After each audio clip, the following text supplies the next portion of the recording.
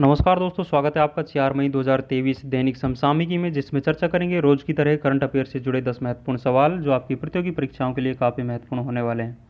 यदि आपने हमारे पिछले करंट अफेयर के वीडियोज़ नहीं देखे हैं तो वो भी आप ज़रूर से देखें, जिसका लिंक इस वीडियो के नीचे कमेंट बॉक्स या आई बटन पर मिल जाएगा। दोस्तों, यदि आप चैनल पर नए हैं तो चैनल को सब्सक्राइब करें, वीडियो को लाइक करें और अपने दोस्तों के साथ में ज़रूर से शेयर करें। तो बिना किसी देरी के स्टार्ट करते हैं आज का पहला क्वेश्चन है, रिपोर्टर्स विदाउट बॉर्डर्स के वर्ल्ड प्रेस फ्रीडम इंडेक्स 2023 में भारत को कौन सा स्थान प्राप्त हुआ है? तो वर्ल्ड प्रेस फ्रीडम इंडेक्स में भारत को 161वां स्थान प्राप्त हुआ है। ये स्थान है जो 180 देशों में से 161वां स्थान प्राप्त हुआ है। लास्ट ईयर 2022 में भारत का स्थान है जो 150वां था, मतलब 150वां स्थान था। इस वर्ष जो प्रथम स्थान पर है वो नॉर्वे देश है, जबकि अंतिम स्थान पर है जो उत्तर कोरिया है। ये आपको ध्यान रखना है। तो इस वर्ष जो भारत का स्थान है वो 161वां है, ये आपको ध्यान रखना है। कुछ महत्वपूर्ण इंडेक्स और देखते हैं। वर्ल्ड परफॉर्मेंस इंडेक्स में भारत का स्थान है जो 38वां है। ग्लोबल यूनिकॉर्न इंडेक्स में भारत का स्थान है जो तीसरा स्थान है, जबकि वर्ल्ड हैप्पीनेस इंडेक्स में भारत का स्थान 126वां है। ग्लोबल हंगर इंडेक्स में भारत का स्थान है जो 107वीं रैंक है जो भारत की है। ये आपको महत्वपूर्ण रूप से ध्यान रखना है। जबकि चुनावी लोकतंत्र सूचकांक में भारत की रैंक है जो 108वीं है, ये भी आपको ध्यान रखना है। नेक्स्ट क्वेश्चन देखते हैं।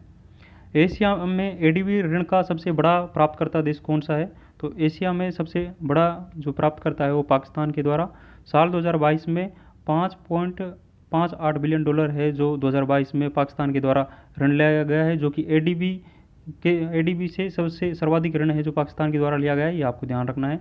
यदि एडीबी के बारे में बात करें तो एडीबी की स्थापना है जो 1966 में होती है। इसका हेडक्वार्टर मनीला फिलीपींस में इसका हेडक्वार्टर है। सदस्य देशों के बारे में बात करें तो 68 इसमें सदस्य देश है।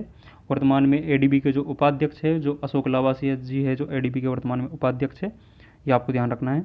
कुछ एक्स्ट्रा फैक्ट और देखेंगे। एनडीबी का नवीनतम सदस्य देश है जो वर्तमान में मिस्र बना है।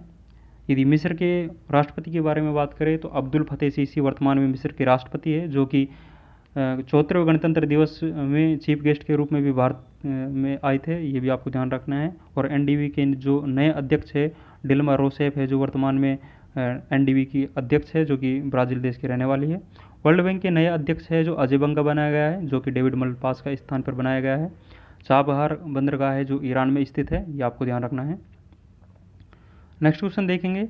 हाल ही में फ्यूचर ऑफ जॉब्स रिपोर्ट 2023 किसके द्वारा जारी की गई है? तो फ्यूचर ऑफ जॉब्स रिपोर्ट है ये वर्तमान में जारी की गई है जो वर्ल्ड इकोनॉमिक फोरम के द्वारा जारी की गई है। वर्ल्ड इकोनॉमिक फोरम के द्वारा एक और रिपोर्ट जारी की जाती है जिसे ग्लोबल जेंडर गैप इंडेक्स है, वो भी वर्ल्ड इकोनॉमिक फोरम के द्वारा जारी की जाती है। जबकि वर्ल्ड इकोनॉमिक फोरम के बारे में बात करें तो इसकी स्थापना 1971 में होती है। हेडक्वार्टर जिनेवा स्विट्जरलैंड में इसका हेडक्वार्टर है। यदि इसकी शीतकालीन बैठक के बारे में बात करें तो दावोस स्विट्जरलैंड में इसकी शीतकालीन बैठक होती है। ये आपको प्रमुख रूप से ध्यान रखना है। कुछ महत्वपूर्ण बिंदु और देखेंगे। वर्ल्ड इकोनॉमिक आउटलुक रिपोर्ट है जो आईएमएफ के द्वारा जारी की जाती है, जबकि वर्ल्ड डेवलपमेंट रिपोर्ट है जो वर्ल्ड बैंक के द्वारा जारी की जाती है। मानव विकास सूचकांक रिपोर्ट है जो यूएनडीपी के द्वारा जारी की जाती है, जबकि वर्ल्ड हैप्पीनेस इंडेक्स है जो यूएनएसएसडीएन के द्वारा जारी किया जाता है। ये भी आपको प्रमुख रूप से ध्यान रखना है। नेक्स्ट क्वेश्चन देखते हैं। प्रतिवर्ष दुनिया भर में विश्व प्रेस स्वतंत्रता दिवस कब मनाया जाता है? तो ये दिवस है जो प्रत्येक वर्ष 3 मई को आयोजित किया जाता है। इस वर्ष इसकी जो थीम है shaping A future of right, इसकी वर्तमान में थीम है। इसका प्रमुख उद्देश्य मनाने के पीछे का प्रमुख उद्देश्य ये है कि विचार और अभिव्यक्ति की जो स्वतंत्रता है उसको मौलिक अधिकार बनाना इसका प्रमुख उद्देश्य है। इस दिवस की घोषणा है जो 1993 में इसकी घोषणा होती है। यूनेस्को द्वारा ये दिवस है जो सेलिब्रेट किया जाता है। ये आपको प्रमुख रूप से ध्यान रखना है। और वर्तमान में इसका एक इंडेक्स भी आया है कि वर्ल्ड प्रेस इंडेक्स में भारत का स्थान है जो 161वां स्थान है, जो पहले क्वेश्चन में हमने डिस्कस किया था। 180 देशों में ये पहला 161वां स्थान है जो भारत का है। यदि पहले स्थान के बारे में बात करें तो नॉर्वे देश का है, जबकि अंतिम स्थान है नॉर्थ कोरिया का, इसमें अंतिम स्थान है। ये भी आपको ध्यान रखना है। कुछ इंपॉर्टेंट फैक्ट्स और देखेंगे। विचार और अभिव्यक्ति की जो स्वतंत्रता है वो अनुच्छेद 19A फर्स्ट ए में उल्लेखित की गई है, विचार और अभिव्यक्ति की स्वतंत्रता। जबकि संपत्ति का अधिकार है जो पहले एक मौलिक अधिकार था जो अनुच्छेद 31 में वर्णित था, जिसे 44वें संविधान संशोधन 1978 के तहत अनुच्छेद 300K में शामिल कर दिया गया है, जो कि अब एक लीगल राइट है। शिक्षा का अधिकार है जो अनुच्छेद 21A में है, जिसे 86वें संविधान संशोधन 2002 के तहत मान्यता प्राप्त है। अनुच्छेद 21A में शिक्षा का अधिकार वर्णित है। नेक्स्ट क्वेश्चन देखेंगे। भारत की पहली अंडर सी ट्विन टनल का निर्माण है जो वर्तमान में कहाँ किया गया है? इस ट्विन टनल का निर्माण है जो मुंबई में किया गया है। ये ट्विन टनल है जो गिरगांव से बीच कैंडी के बीच में इसका निर्माण किया जा रहा है, जिसकी लंबाई है 2.07 किलोमीटर इसकी लंबाई है। साउथ कोरियाई कंपनी के द्वारा इसका निर्माण किया जा रहा है। तो अंडर सी पहली ट्विन टनल है जिसका निर्माण है जो मुंबई में किया जा रहा है, ये भी आपको ध्यान रखना है। कुछ एक्स्ट्रा फैक्ट और देखेंगे।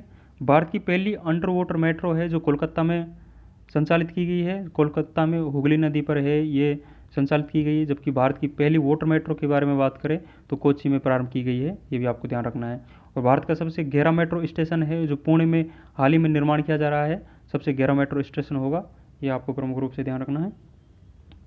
नेक्स्ट क्वेश्चन है, हाल ही में विमोचित made in India 75 year of business and enterprise पुस्तक के लेखक कौन है? तो इस पुस्तक के लेखक है अमिताभ कांत जी है।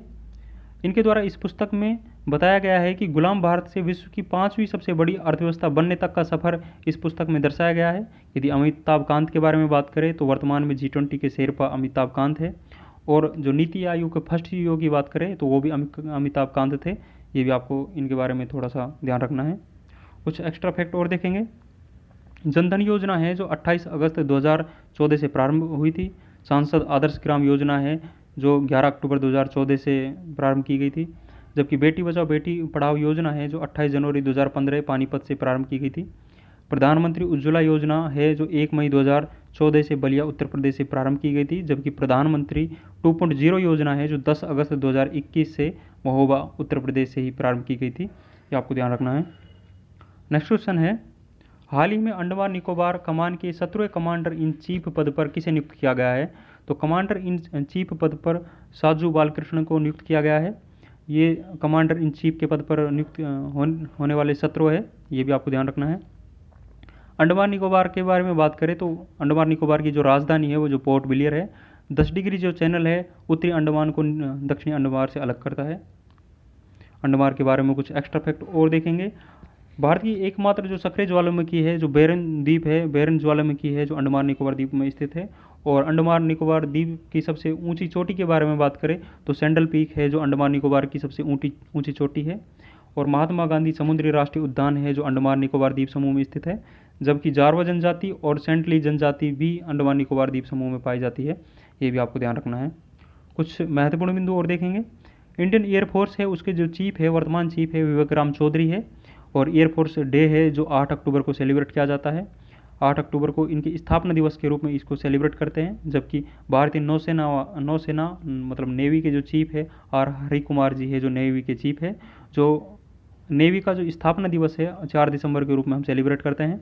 जबकि इंडियन आर्मी को जो वर्तमान में चीफ है जो मनोज पांडे जी है, 15 जनवरी को हम इंडियन आर्मी के संस्थापक दिवस के रूप में सेलिब्रेट करते हैं। और वर्तमान में भारत के जो सेकंड CDS है जो अनिल चौहान जी है। जबकि फर्स्ट CDS की बात करें तो जनरल विपिन रावत जी भारत के पहले CDS थे।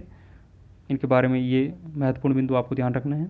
नेक्स्ट क्वेश्चन है, हाल ही में यूरोप के लिए पहला विश्व स्कूनर चैंपियनशिप का खिताब किसके द्वारा जीता गया है? तो ये खिताब है जो लूका ब्रसेल के द्वारा जीता गया है, जो कि बेल्जियम देश के रहने वाले हैं।